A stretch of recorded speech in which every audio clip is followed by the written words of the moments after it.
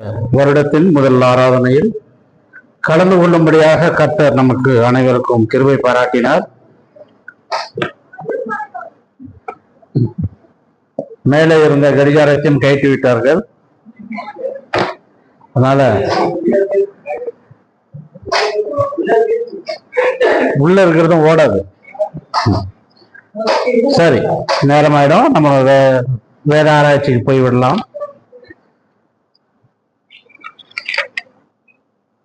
யோசுவாவின் புத்தகம் முதல் அதிகாரம். Book of Joshua chapter 1 verse 9.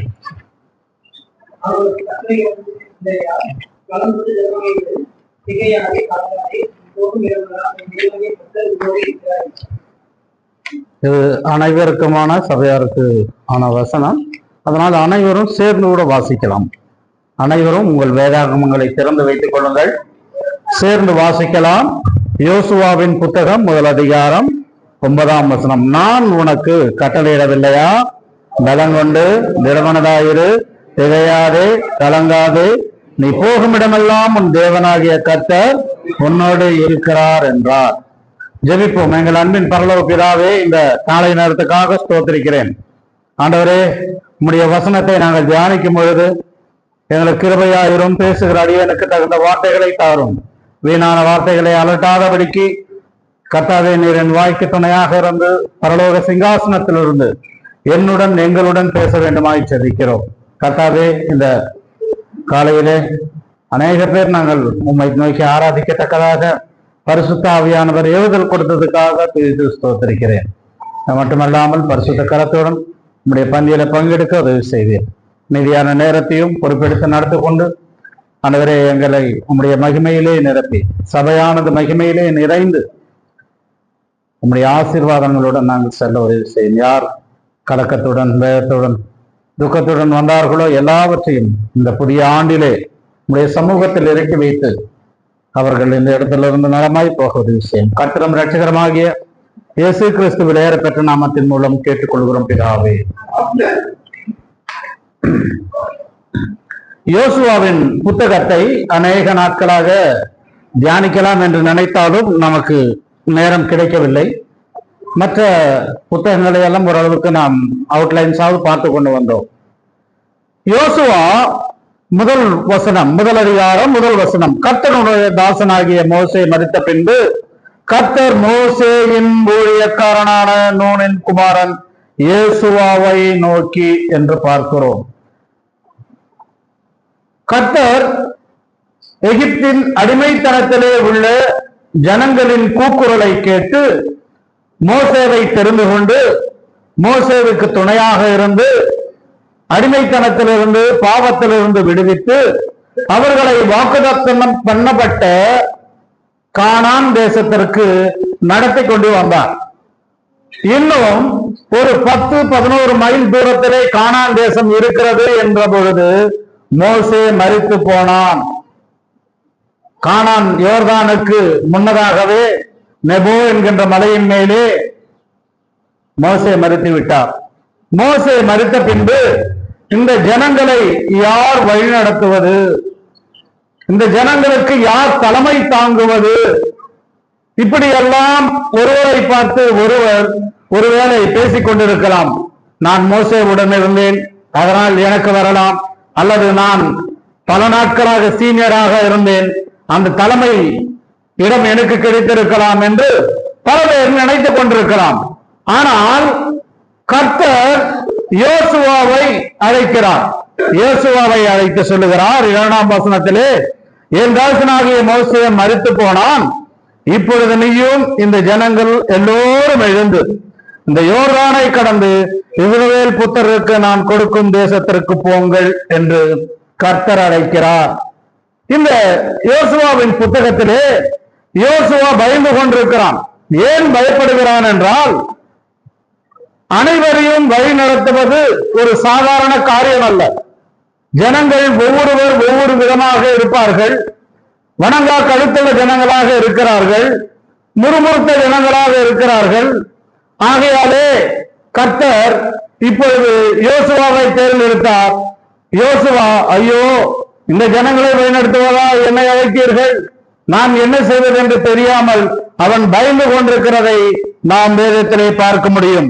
அதனால்தான் ஆண்டவர் 6ஆம் வசனத்தில் சொல்லுகிறார், பலம் கொண்டு திடமனதாயிரு, பலம் கொண்டு திடமனதாயிரு. அதுக்கு பிறகு நீங்கள் 9ஆம் வசனத்தை பார்க்கும் பொழுது, பலம் கொண்டு திடமனதாயிரு, திகையாறு, கலங்காது, நீ போகும் இடமெல்லாம் உன் தேவனாகிய கர்த்தர் உன்னோடு இருக்கிறார்.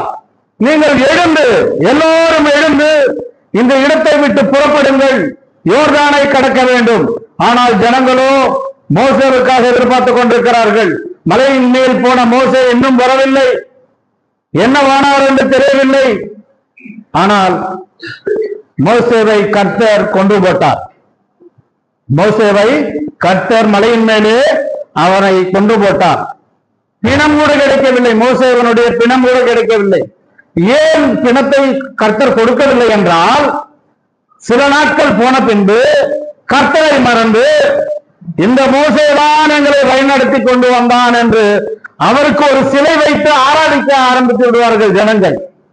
ஏனென்றால் கர்த்தர் மோசேவுடன் இருந்ததனாலே செங்கடல் இரண்டாக பிளக்கப்பட்டது. அவர்கள் வானத்து மன்னாவை ஆகார, ஜூதர்களின் ஆகாரமாகிய மன்னாவை புசித்தார்கள், காடைகளை புசித்தார்கள். மலையிலிருந்து தண்ணீரை, கல்லிலிருந்து குடிக்க தண்ணீர் கிடைத்தது. மாறாவின் தண்ணீர் மதுரமாக மாறினது. இப்படி பல அவர் அதிசயங்களை மோசே செய்ததனாலே ஜனங்களுடைய பார்வை கொஞ்சம் கொஞ்சமாக கர்த்தரை விட்டு அதை நடத்துகிற தலைவன் பக்கமாக போய்விட்டது. ஆனால் தேடி பார்க்கிறார்கள், எங்குமே கிடைக்கவில்லை மோசேவின் சடலம். எல்லா இடத்திலும் தேடி பார்க்கிறாங்க. தூதர்களை கொண்டு கர்த்தர் அடக்கம் செய்தார். இதை நீங்கள் ஒருவேளை வேற எங்கேயும் தேடி பார்த்தாலும் கிடைக்காத, யூதாவில் ஒரே ஒரு இடத்துல மட்டும் சொல்லப்படுகிறாங்க. அதற்காக பிசாசானவன் வந்து சண்டை போட்டான். யூதாவின் புத்தகம் நினைக்கிறேன், யூதாவின் புத்தகத்திலே எழுதும் பொழுது வெளிப்படுத்தலுக்கு முந்தைய புத்தகம் நான் வாசிங்க.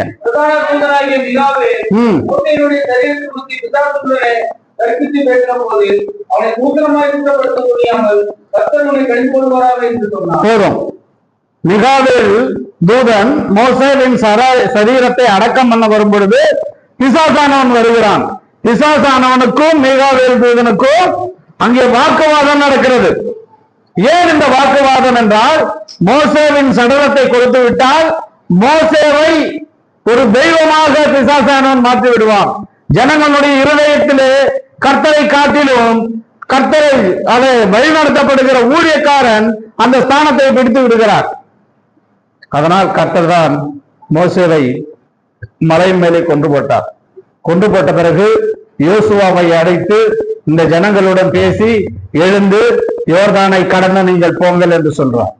அப்போ 3 விதமான சவாலான காரியங்கள் யோசுவாவுக்கு முன்பாக இருக்கிறது. 2வது வசனத்திலிருந்து 4ஆம் வசனம் வரும்படி பார்ப்போம் என்றால், அவர்கள் யோர்தானை, ஜனங்கள் எழுந்து யோர்தானை கடக்க வேண்டும் என்று சொல்லும் பொழுது இந்த ஜனங்களை வழிநடத்துவது கடினம்.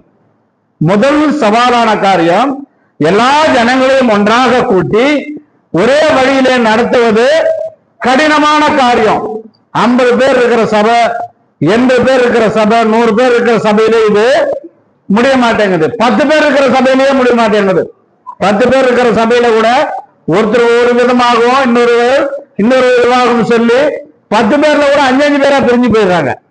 இப்போ பெரிய சவாலான காரியம் என்னவென்றால், இந்த அனைவரையும் யோர்தானை கடந்து கானான் தேசத்திற்குள்ள அழைத்து போவது, அதாவது அவர்களை ஒரே வழியிலே நடத்துவது மிக கடினமான சவாலான காரியம். அதற்கு யோசுவாவை தேர்ந்தெடுத்தார் கர்த்தர்.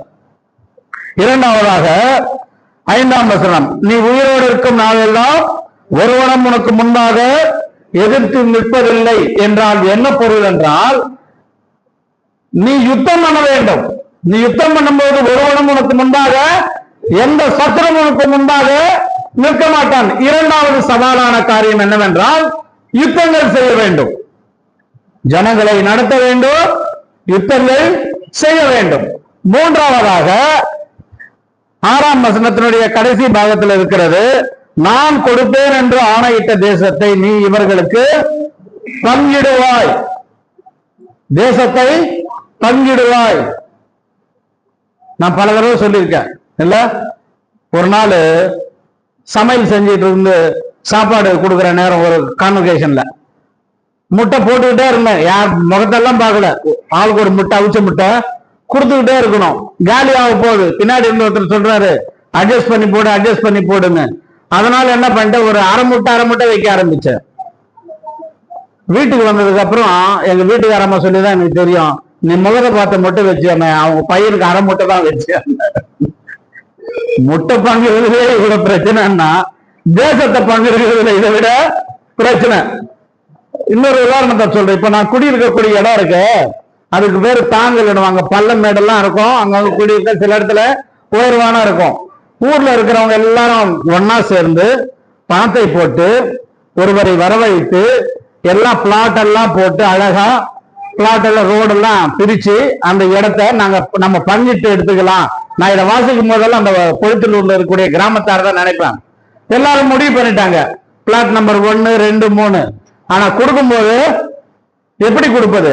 ஒண்ணு பள்ளமா இருக்கு, அப்ப நான் 10 லோடு மண்ணு ஓட்டணுமா, அவர் மேட்ல இருப்பாரோ, சண்டை வரும். இதனால அந்த ஊர் தலைவர் என்ன செய்தாருன்னா, ஒரு பெரிய பாத்திரத்துல எல்லா பிளாட் நம்பர் எழுதி உள்ள போட்டார். உள்ள போட்டு நீங்களாக பார்த்து ஒரு எடுங்க, என்ன நம்பர் வருதோ அந்த பிளாட்டை நீங்க எடுத்துக்கங்க, இதுல எந்த விதமான நமக்குள்ள டீவியேஷன் வேண்டாம்னு சொல்லிட்டாரு.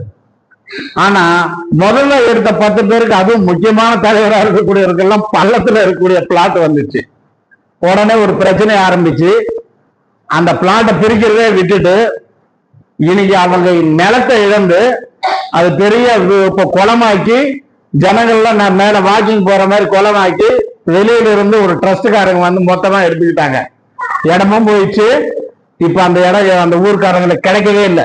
ஒருத்தருக்கும் துணிச்சலா இருந்தவன் அல்லது பணம் கொடுத்து வாங்கினவங்களுக்கு எல்லாம் எங்களுக்கெல்லாம் ஒரு ஓரமா இடத்த கொடுத்தாங்க. இது ஏன் சொல்றேன்னா, 3 சேலஞ்சான காரியங்கள் பங்கிடும்போது, ஒருவேளை இது ராட்சசர்கள் இருக்கக்கூடிய இடம், இது எங்க கிட்ட கொடுத்துட்டு அந்த கோத்திரத்துக்கு இங்க கொடுத்துருக்காங்க, இந்த கோத்திரங்களுக்கு பிரியமா இருக்கு, அதனால நல்ல கனி உள்ள தேசமா பார்த்து கொடுத்தாருன்னு இப்படிப்பட்ட பிரச்சனைகள் வரும். யோசுவாவினிடத்துல 3 விதமான சவால்கள் இருக்கிறது. என்ன சவால்கள் என்று சொன்னேன்? வழி நடத்துவது கடினம், யுத்தங்கள் செய்வது கடினம், தேசத்தை பங்கிடுவது கடினம். இந்த 3 விதமான சவால்களை யோசுவா எதிர்கொள்ள வேண்டும். இன்னைக்கு நமக்கு அனைவருக்கும் இப்படிப்பட்ட சவால்கள் நம் முன்னாடி இருக்கிறது.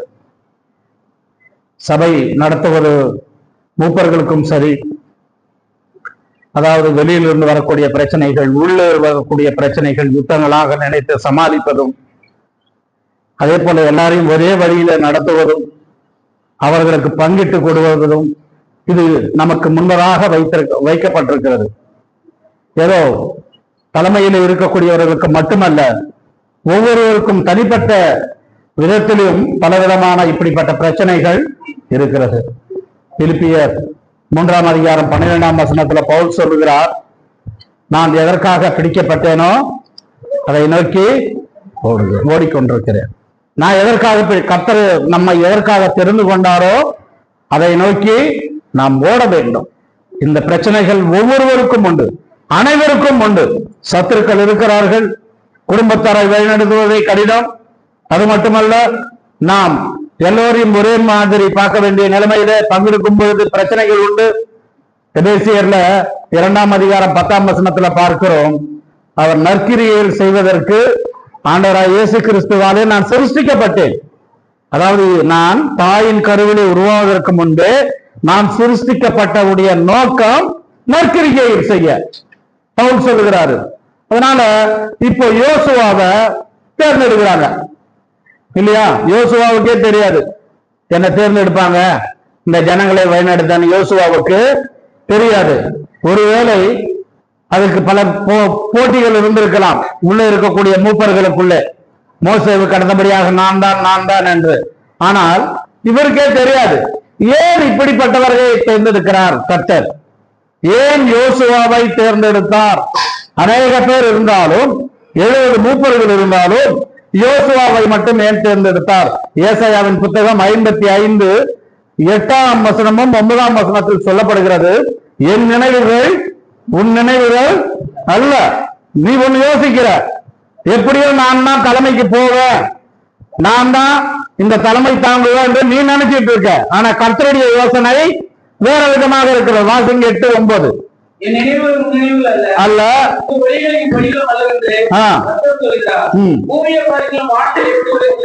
பூமியை பார்க்கிலும் வானங்கள் எப்படி உயர்ந்திருக்கிறதோ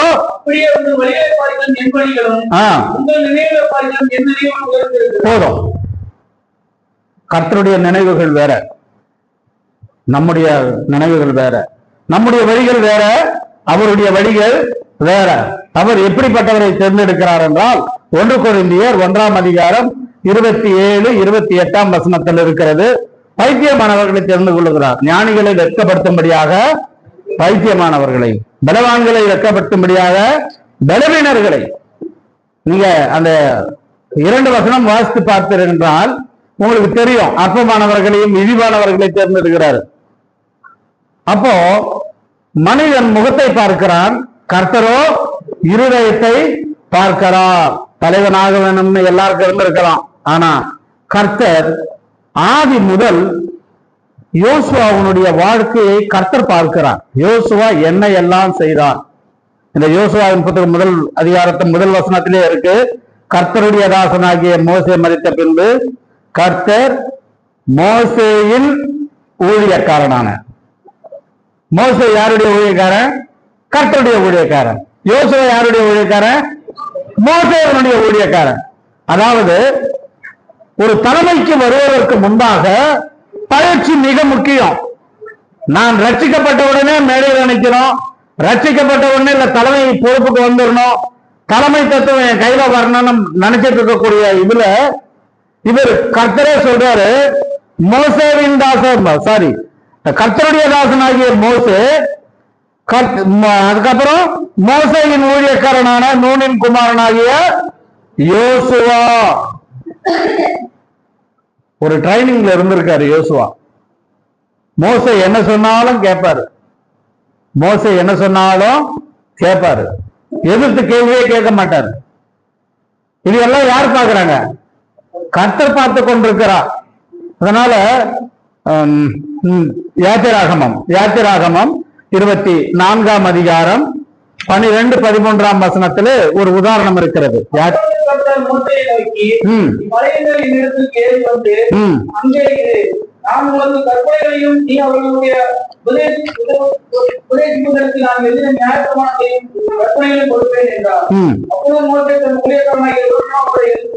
கவனிங்க, அப்பொழுது மோசே தன் ஊழியக்காரனாகிய யோசுவோடு 2 பேரும் எழுந்து போறாங்க.